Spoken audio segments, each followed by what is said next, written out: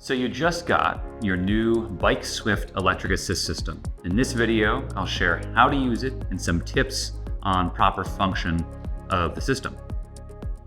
So first, how do you turn it on?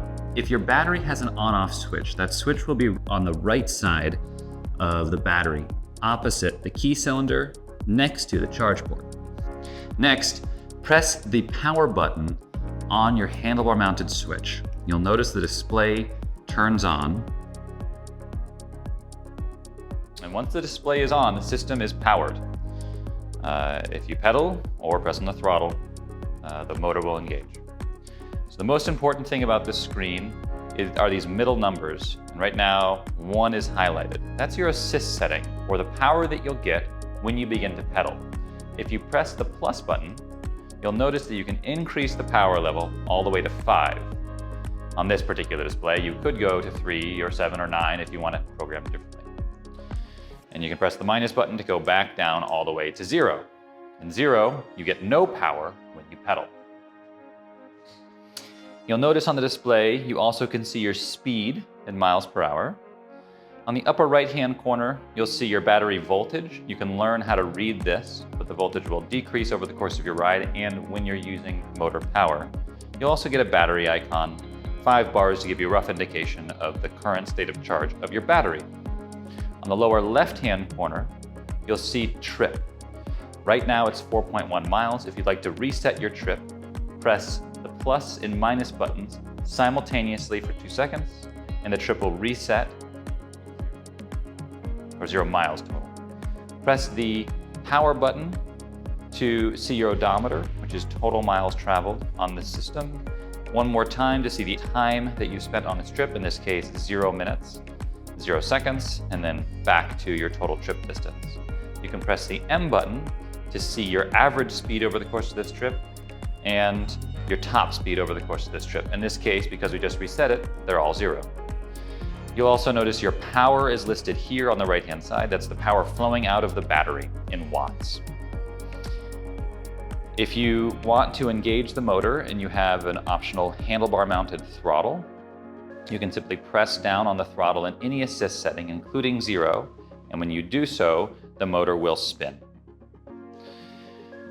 You also can hold down the minus button for about 2 seconds to engage the push or walk mode.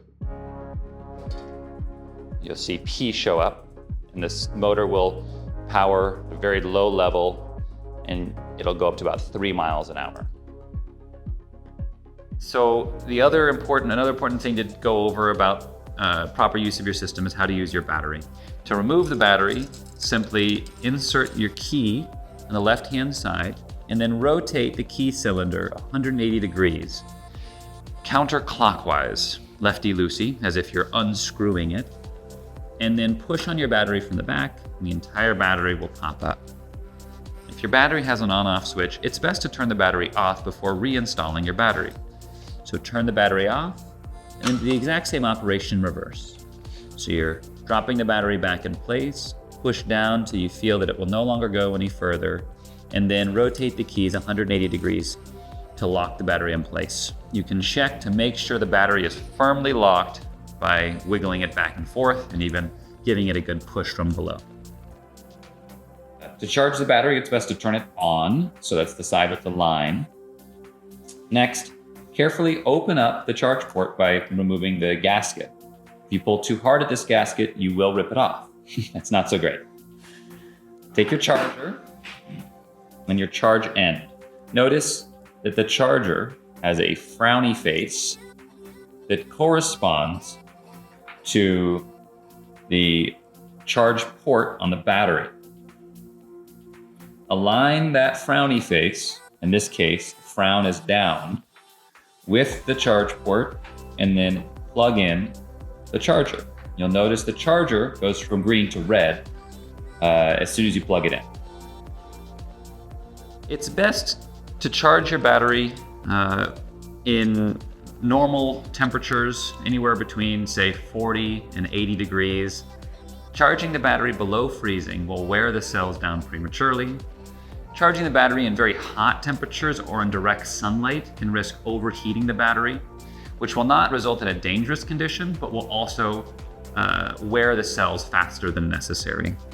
It's best to not leave the battery plugged in for more than a day or two if you can avoid it. So if you're storing the battery, best to leave it inside at room temperature and ideally somewhere between 30 and 70% of charge. So somewhere in the middle of the battery indicators that you'll see on the display. You don't want it fully charged all the time, or you will also prematurely wear the cells. Finally, to turn the lights on, if you happen to have lights, simply hold down the button on the front light and both front and rear lights will turn on simultaneously. That's it. Enjoy your new ride.